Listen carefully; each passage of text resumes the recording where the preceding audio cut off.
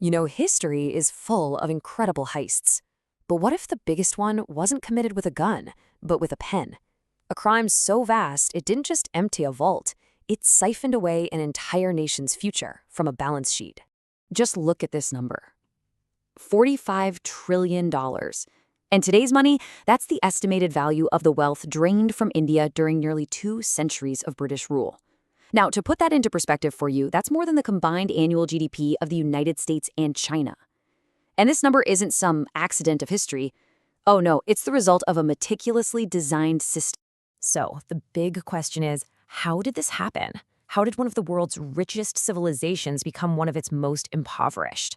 Well, this isn't a simple story of military conquest. This is the story of an empire run by accountants, of a kingdom brought to its knees, quite literally, by bookkeeping. So let's do what any good investigator would do. Let's follow the money. So here's our roadmap. First, we'll look at India as the global economic engine it once was. Then we'll see how a single corporation managed to seize a kingdom. After that, we'll break down the financial weapons used in this ledger of conquest, look at the devastating human cost of it all, and finally, we'll ask the question, has this debt ever truly been paid? Okay, first we have to set the stage. We need to understand what India was like before the British really took hold. In the 17th century, India wasn't a developing nation, not at all. It was a global economic powerhouse. You could even call it a creditor to the world. Around the year 1700, India's economy made up almost a quarter of the entire world's GDP. A quarter. Its workshops produced the most sought-after textiles on the planet, so valuable that empires from Rome to China paid for them in solid gold and silver. Wealth wasn't leaving India, it was pouring in. Now, let's fast forward to 1947, the year India gained independence. The picture is dramatically different. India's share of global GDP had just collapsed to less than 4%. The world's top textile exporter was now forced to import cloth from Britain. A nation that was once a major creditor was now buried in debt. So you have to ask, what on earth happened in between? Well, the answer starts not with a king, not with a state, but with a corporation, the British East India Company. It was a private, shareholder-owned company with one single relentless motivation: profit. For more than a century, the company was just one of many traders. But 1757 and the Battle of Plassey changed everything. The company defeated a local ruler and, in what was essentially a massive corporate raid, installed its own puppet government. And that government gave them the Diwani, the right to collect all the taxes in Bengal, which was India's richest province. Just like that, trade became tribute. Now, once they had control of the tax money, the British didn't need to just loot and plunder anymore. They could be much more sophisticated. They built a financial machine designed for one thing: extraction. Let's break down the 3 key weapons they used to do it. First up, deindustrialization.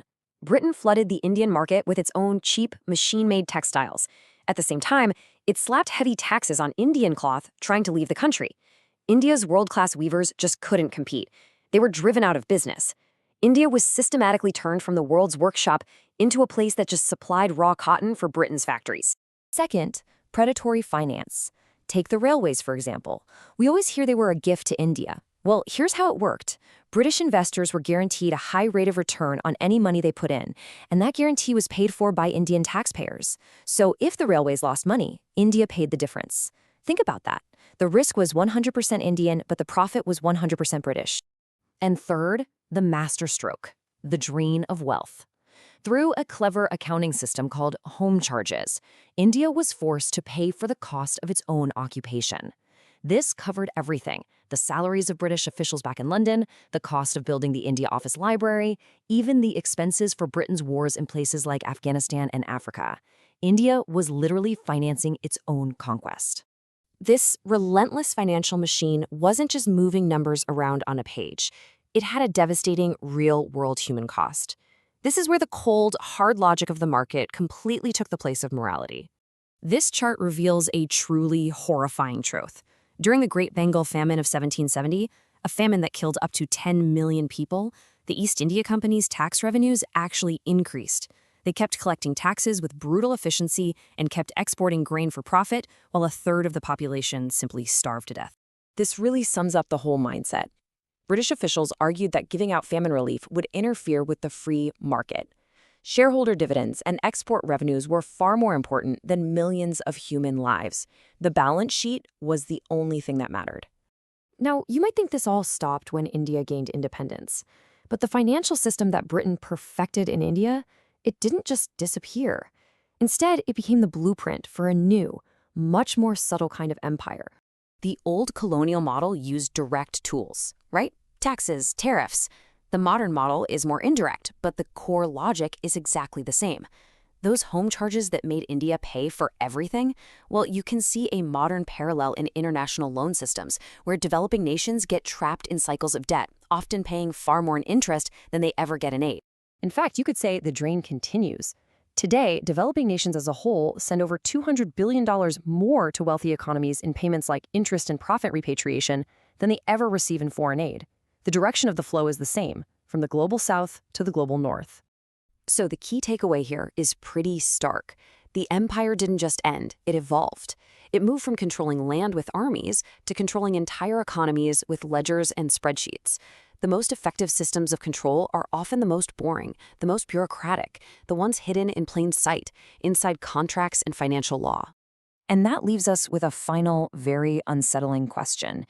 The story of British India shows us that the most powerful empires aren't just built on force, they're built on finance.